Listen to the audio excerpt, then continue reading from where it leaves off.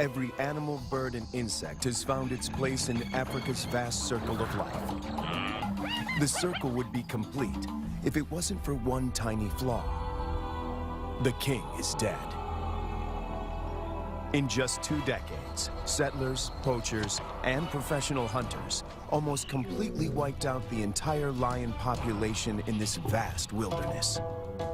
But one lioness survives. She is the last lioness of Lua. This is her story, and it is told by a man with a dream to see lions back on the plains of Lua. It is a dream that turns into a 6-year journey with many setbacks and disappointments to resurrect a lion kingdom in the wild is a daunting task. It is a story of faith, perseverance, and the remarkable relationship between a man, a lonely lioness, and the desperate struggle to re-establish a pride.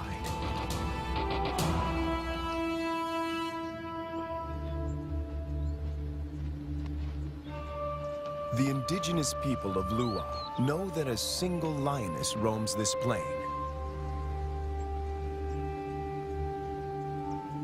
She keeps a low profile.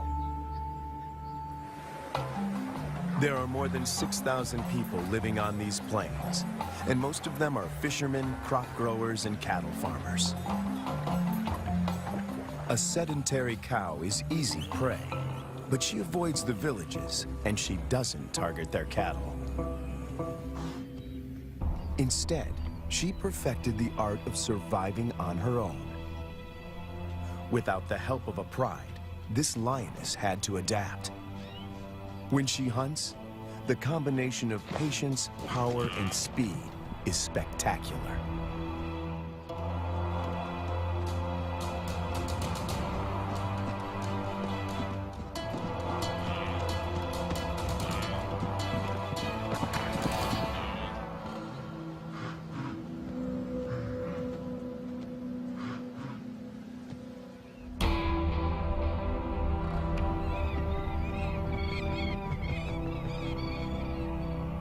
This female is about 6 years old when she steps into the viewfinder of Herbert Brouwer, a wildlife cameraman.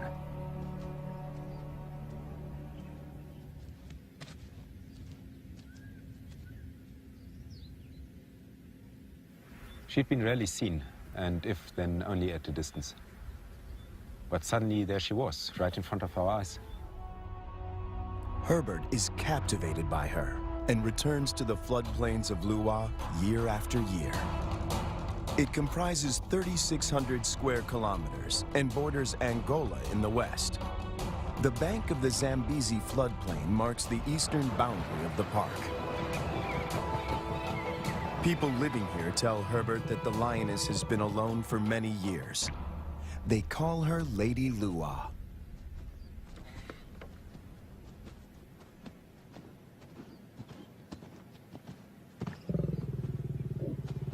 When she rolls for him, a bond develops between them that will have far-reaching consequences. There was one thing, though, that she could not overcome, and that was her isolation. It took me 3 years of filming here on the plains, though, to understand how lonely she really was. At night, she follows Herbert into his camp.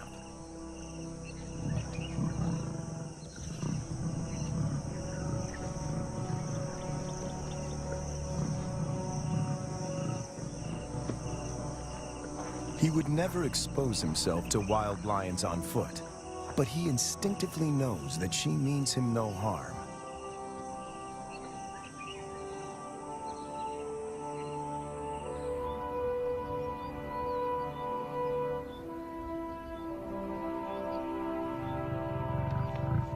It is true that female lions can survive on their own, but they only thrive as members in a pride.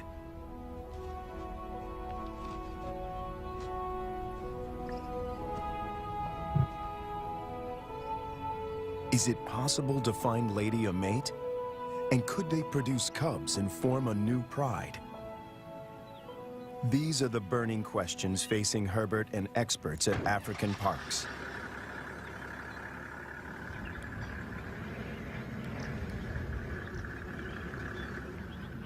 Craig Reed, a manager at African Parks, and veterinarian Dr. Ian Parsons face a dilemma. Reintroducing a full pride of lions into Lua could cause havoc. If one cow is killed or one person attacked, the local population would be up in arms. If they find her a mate, she will hopefully teach him and their cubs to stay away from cattle and people. The project is even more viable if she can transfer her impressive hunting skills. It takes 4 years of detailed planning to get the project off the ground. Lady is now collared to keep track of her movement. The average age of a lion in the wild is 16. She has about 6 years to produce a litter.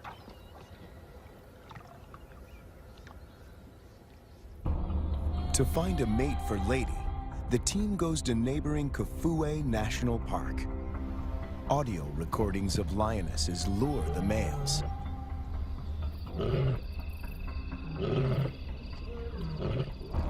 Wildlife vet Dr. Ian Parsons darts 2 males.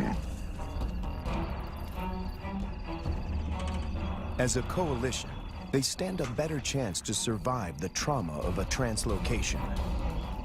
The big question on everyone's mind is whether these 2 males will bond with Lady. If they do bond with her, she might be able to teach them how to keep a low profile and avoid the villages.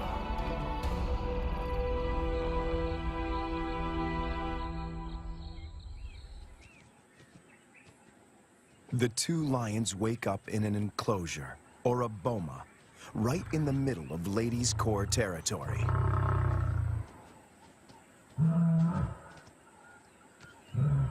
One of the males is 3 years old, the other a bit younger. Lady is almost 8 years their senior.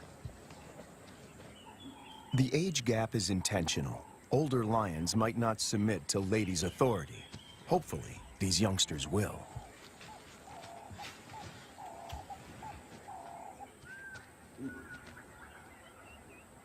This is the first time in years that Lady has set eyes on her own kind. She keeps watch as the 2 males familiarize themselves with their new home. The first piece of the puzzle falls into place. But then, disaster strikes. On the 5th day in the boma, they escape. Finding themselves in a strange environment, they could take fright and bolt. To Herbert's relief, he finds them a few hundred meters from the enclosure. Lady's response is odd. She rolls to show them she is not a threat, but she doesn't approach them. The males are aware they are in her territory. Everything is new. It's going to take time to adjust. Before she leaves, Lady marks the territory with her urine. It's a strong message. She's the landowner. They are the squatters.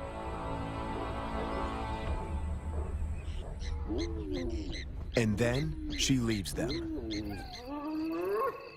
The presence of 2 new lions in Lua has a huge impact on the local residents.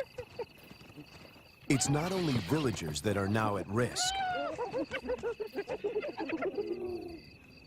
The arrival of the 2 lions jeopardizes the hyena's position of power.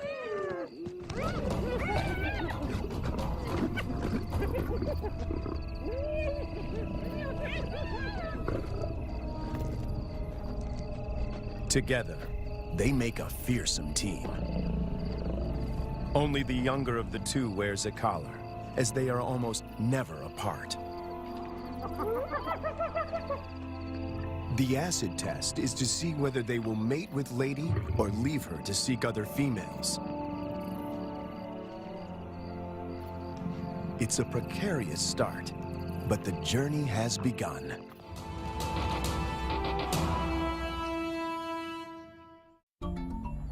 almost 3 years go by without incident. It's November, the beginning of the rainy season. Thousands of wildebeest pour into Lady's territory. The males are hardly recognizable. They are now almost 6 years old, and their bodies are beefed up, their manes more pronounced. After all this time, they're still together and have bonded with Lady, who seems to be doing all the hunting.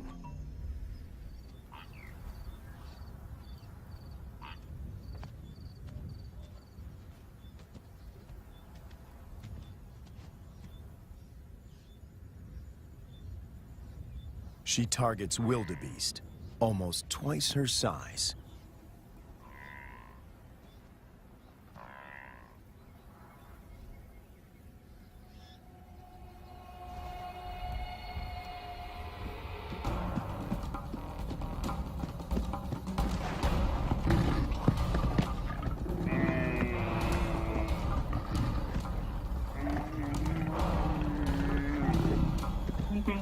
With a powerful bite to the neck, she suffocates her quarry.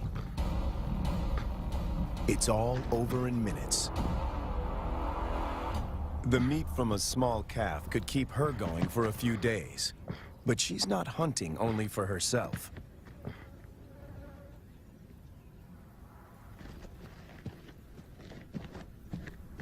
As the most experienced hunter in this trio, she is happy to share her kill.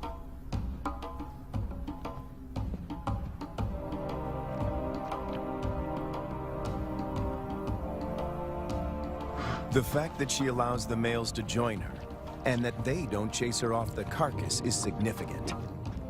Eating together is the first building block of a pride.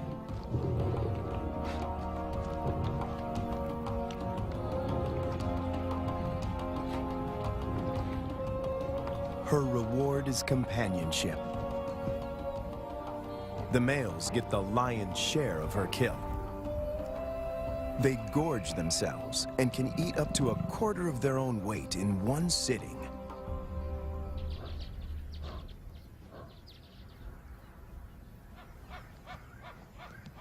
For the first time, Herbert sees the two males compete. It is the younger of the two brothers that emerges as the dominant male.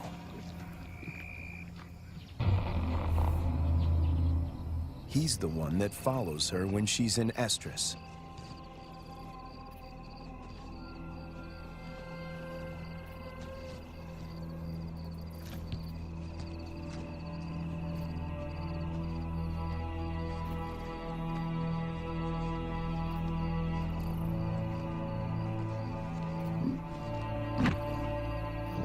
He grimaces, curling back his lips to expose an organ in the back of his mouth that picks up faint chemical pheromones.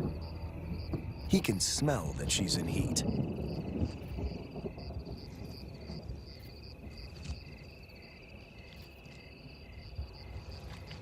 It's the dance Herbert has been waiting to film for years. The brother watches from the sidelines. Lady stays receptive for several days and copulates frequently. Both males stick to her like glue. They won't fight over her. As members of the same coalition, they come to a gentleman's agreement. If the dominant brother tires, the other might get a chance to mate as well. Now she rolls, not to greet Herbert, but in submission.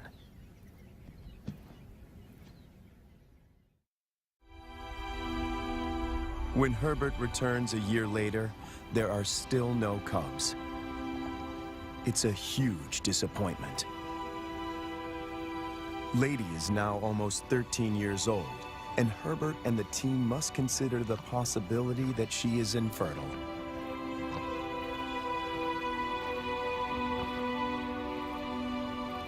If that's the case, the males might leave her and start roaming, looking for other females to propagate their bloodline. And that will bring them in direct contact with villagers.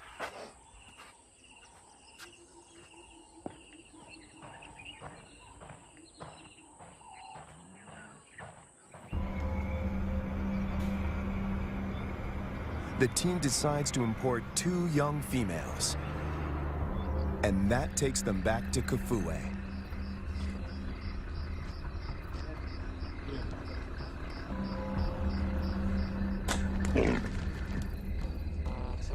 Again, the team faces a dilemma. If the females are too old, they might injure Lady or drive her out of her territory. Too young, and the males might kill them.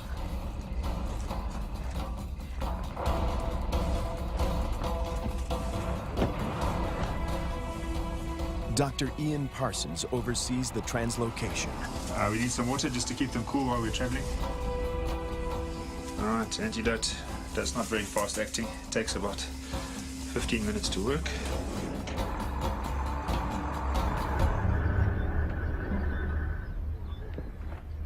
Tranquilized and blindfolded, the 2 females begin their journey to Lua. Their arrival is coded in irony. The tribe settled here more than 100 years ago on the orders of the first king to protect the wildlife.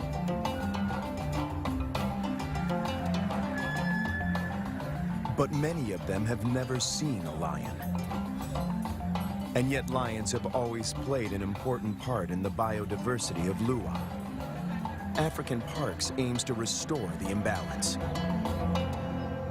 But this is only possible if Lady remains the central character. She has to teach the new arrivals the lay of the land, and teach them to keep away from villages. The question now is whether she can transfer these skills in time. The 2 lionesses are collared with radio transmitters before being released into the enclosure.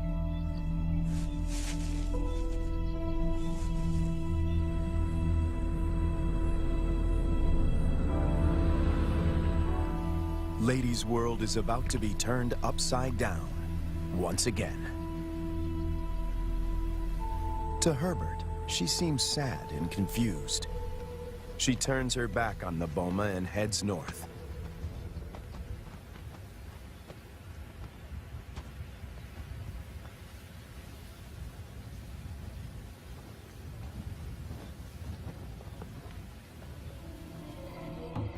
The males, on the other hand, are very interested.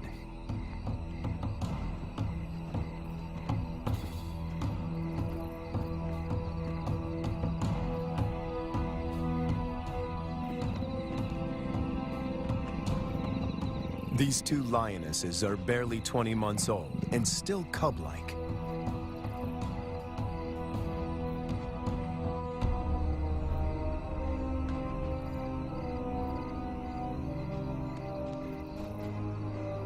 Male lions are known to kill cubs they haven't sired. No one knows how this will play out.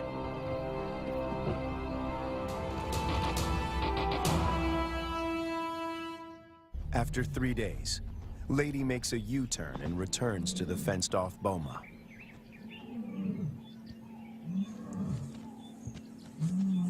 The 2 young females respond to her calls.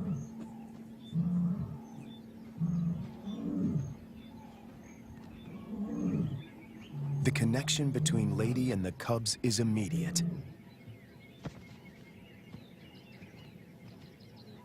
She engages.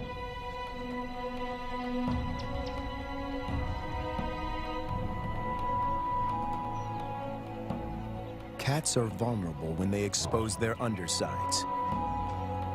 When they roll, they express submissiveness.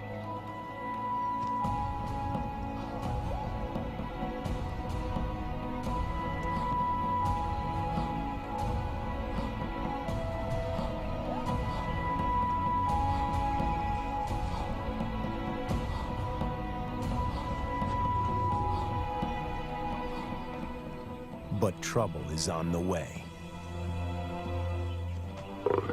Lady's body posture changes.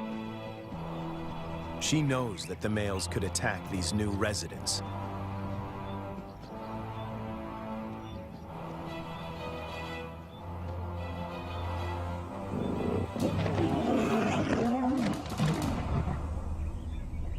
Ears back, every muscle contracted. She puts the males in their place.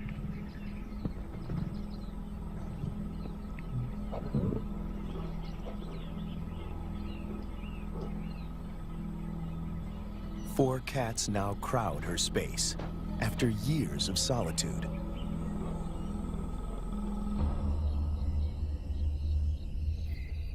When the males were in the boma, Lady disappeared for days. But now she is intrigued by the cubs. She keeps constant vigil. The electrical current that runs through the fence is non-lethal, but does give a sharp jolt. Lady is clever. She discovers a broken wire and tries to gain access where the circuit is breached.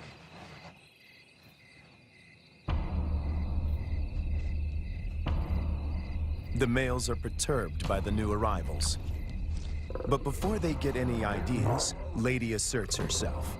The balance of power might have shifted, but she's still in control.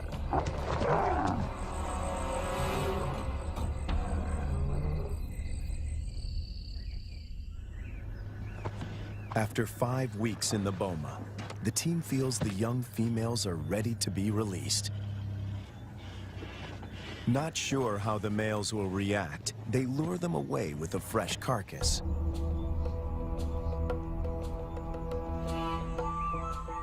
The young cubs have also not been fed for a couple of days.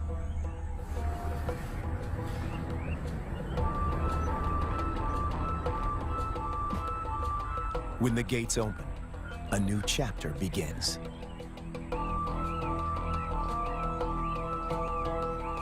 Lady is first on the scene. The cubs have spent more than a month in the boma to adjust. The question now is whether this newly forged bond will hold when they step through the gate.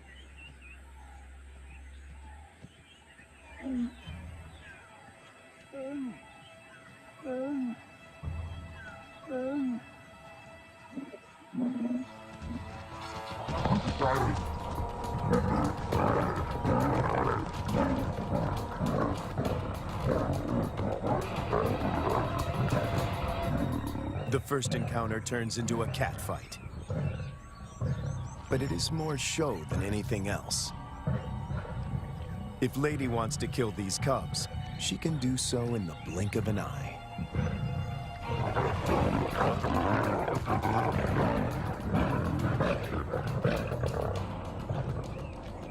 The first contact might seem aggressive, but it plays out according to plan. Lady is doing exactly what the team hoped for. She accepts them in her territory and establishes her dominance.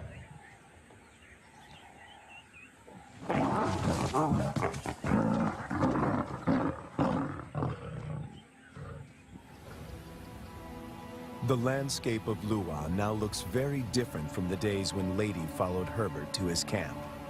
Now 2 young and subdued females follow her. But Lady is not used to having an entourage. She's not at all familiar with the dynamics of a pride.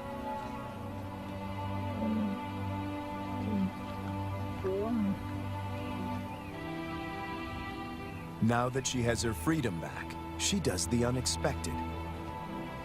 She abandons them.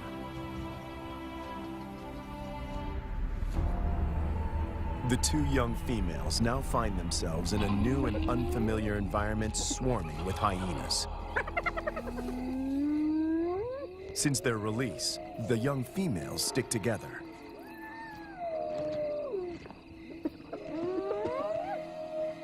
But their lives are in real jeopardy.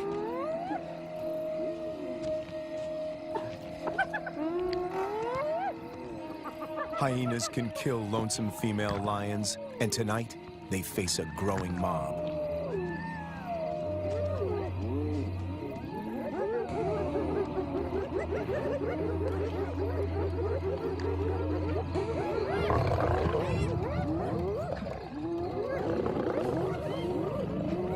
In no time, the newcomers are surrounded by a hungry and ferocious clan.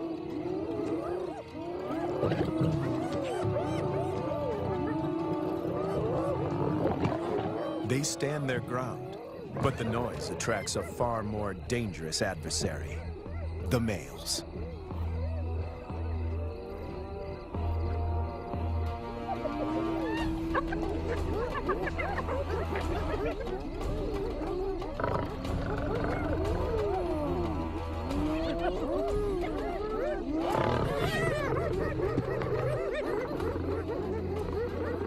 The two brothers have finally tracked down the youngsters in the wild, and Lady is nowhere in sight to protect them.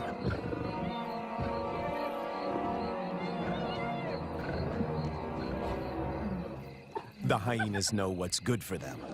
En masse, they retreat.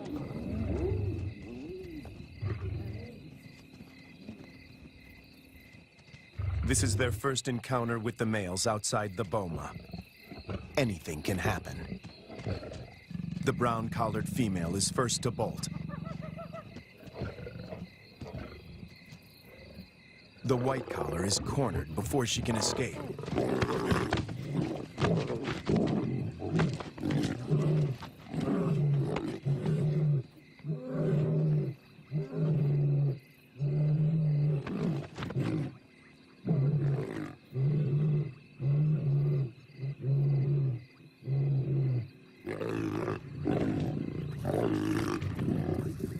Two against one. The odds are not in her favor.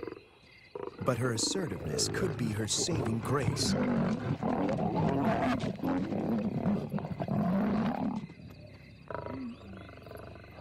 At the right moment, she crouches in submission.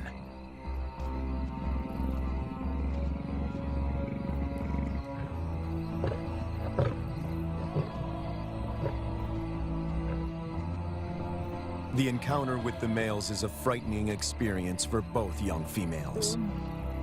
They split up. Separated, they are now more vulnerable. Danger looms for both of them.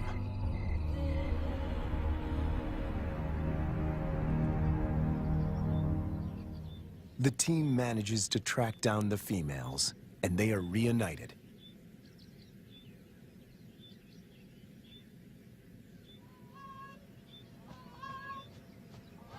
It takes months before they settle down. But little does Herbert know that he is filming them for the last time.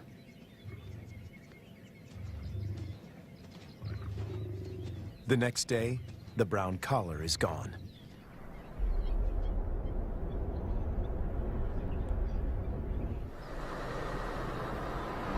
Craig Hay heads up one of the search parties.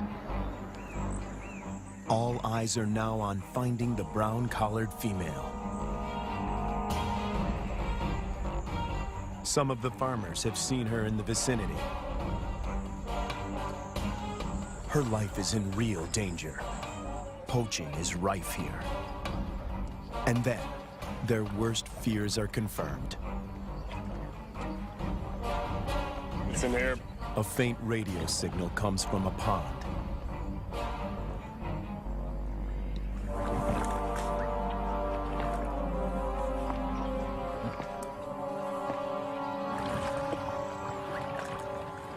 Guys, I got it. It is the brown collar. It's been cut. Yes, been cut with a sharp knife. It's a definite cut. You see, so someone found the lion and threw this in. Or killed the lion. Killed the lion and threw this in. The mood is one of despair.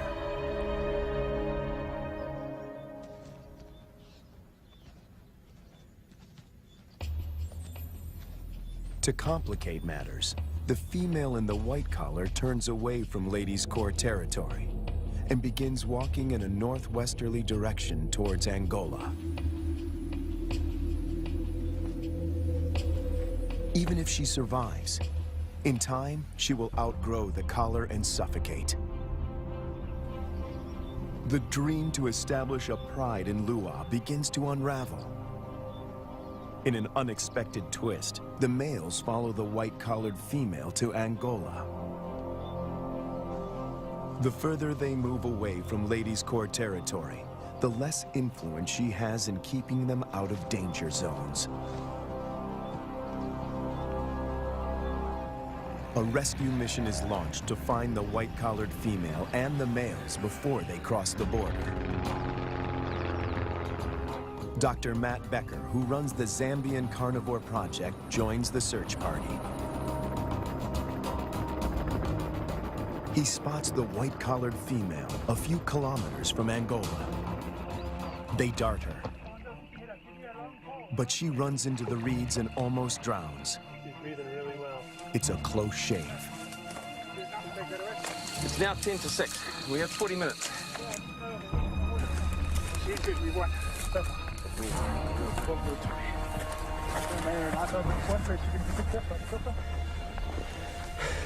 Let's make sure it doesn't have her nose. It's going to be windy. The rescue mission is tricky. The small helicopter can barely lift her, and the ground team must help before the pilot manages to get his precious cargo airborne.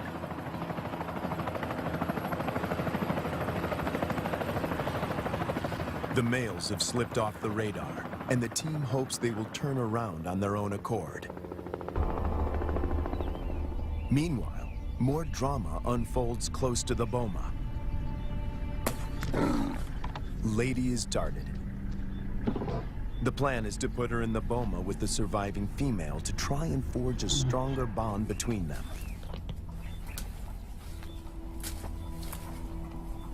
It is the most difficult decision the team has had to make until now. Lady has never been deprived of her freedom. She gets a quick medical checkup and a new collar. The young female, tranquilized, is already in the boma.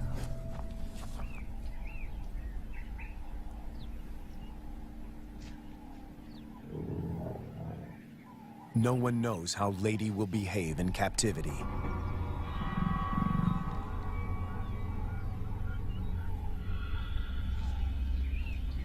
Locked up and frustrated, she could turn violent and kill the youngster. A power struggle is inevitable.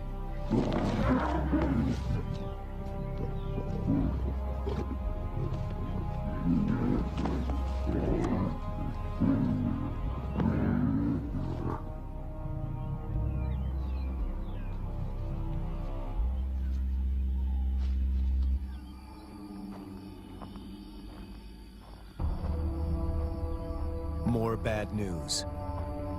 One of the males crosses the border and is killed by cattle farmers in Angola. Of the 5 lions, now only 3 remain.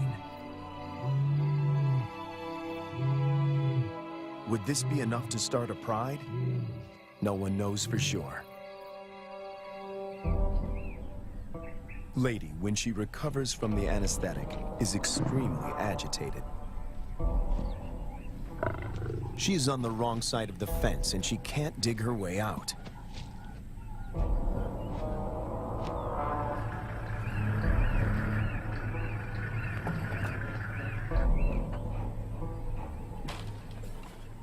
The young female, on the other hand, is familiar with the enclosure.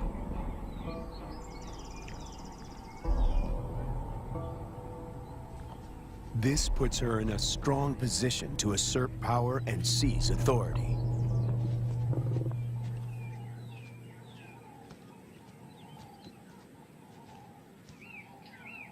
Clearly upset, Lady seeks refuge in a tree.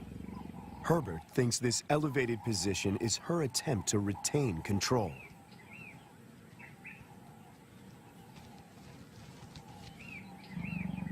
Hunger eventually tempts her down.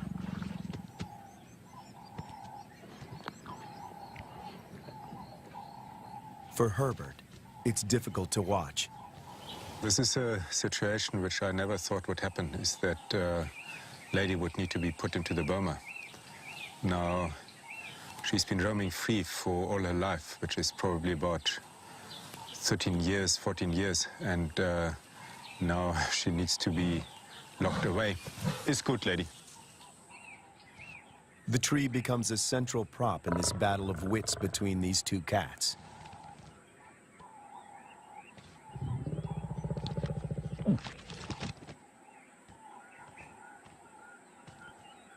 The young female catches on very quickly. She is lighter.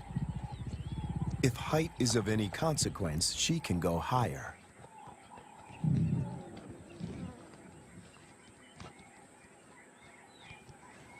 From her elevated position, the young female spots the surviving lion. He is just returning from Angola, alone.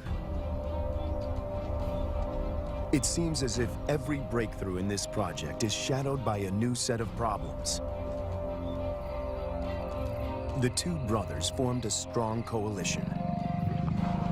They made this territory their own and for 4 years managed to stay out of trouble with the villagers. The hope of establishing a new generation of lions now resides with the survivor.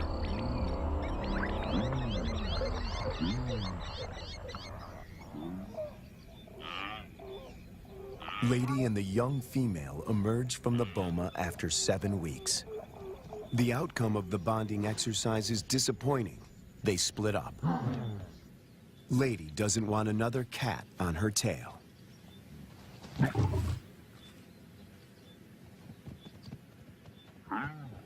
But the time in the boma did benefit the young female. It gave her time to mature. She doesn't see the male as a threat anymore.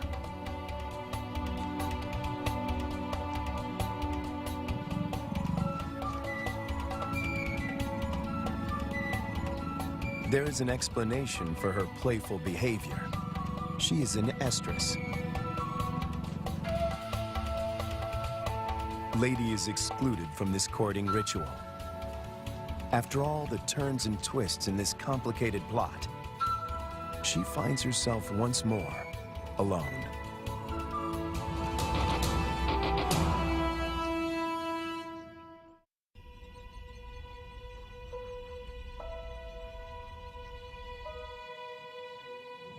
After hunting alone, the young lioness returns to the male. She is ready to mate. The project is one step closer to reaching its goal. The male will sire the next generation. But what about Lady? Will she be part of this new pride? It somehow seems sad and tragic if she is now excluded. And on cue, she disappears.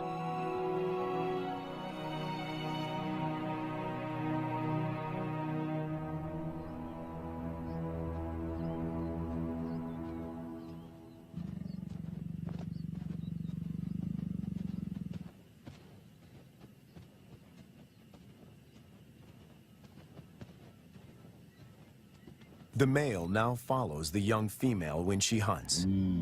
To feed both of them, she must target bigger prey.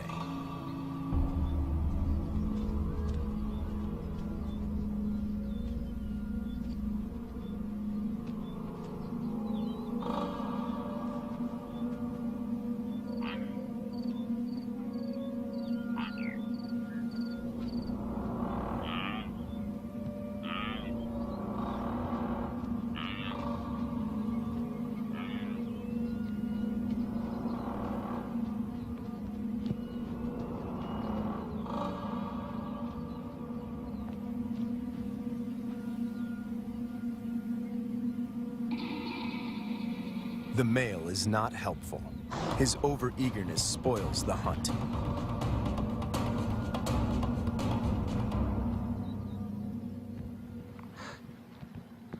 Herbert is about to accept that this Regent King and the young female are now the major players in this drama, when Lady suddenly reappears.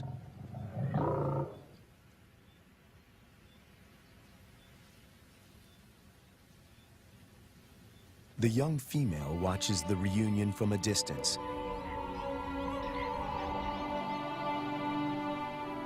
Over many years, Herbert and Lady somehow learn to recognize and respect each other's intentions.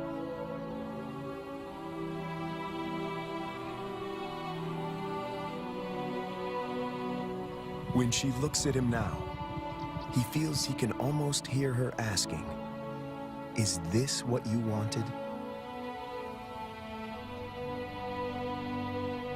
In the presence of the male, Lady lies down with the young female. This is what a pride looks like.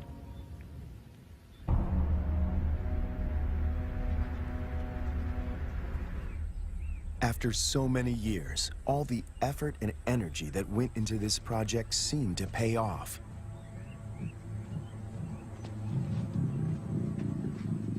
The young female frequently mates with the lion in Lady's presence.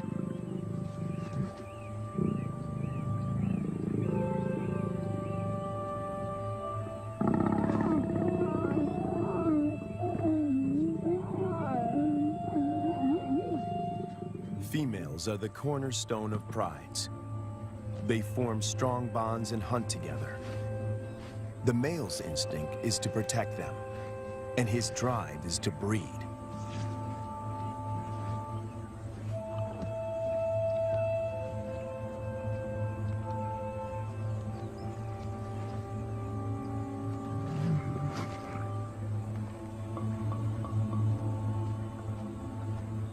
But a female in estrus that leads to mating is not a guarantee that this new pride is stable and secure.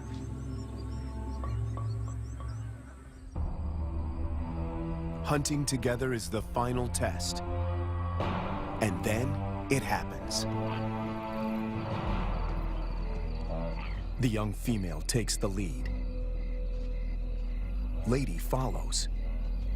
This is certainly a new development. And the outcome is swift and lethal.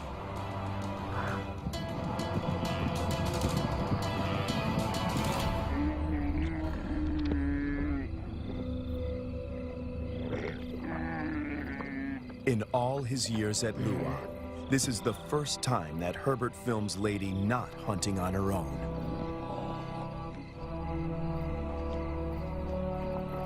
When the male joins them, the circle is complete. The air is full of promise.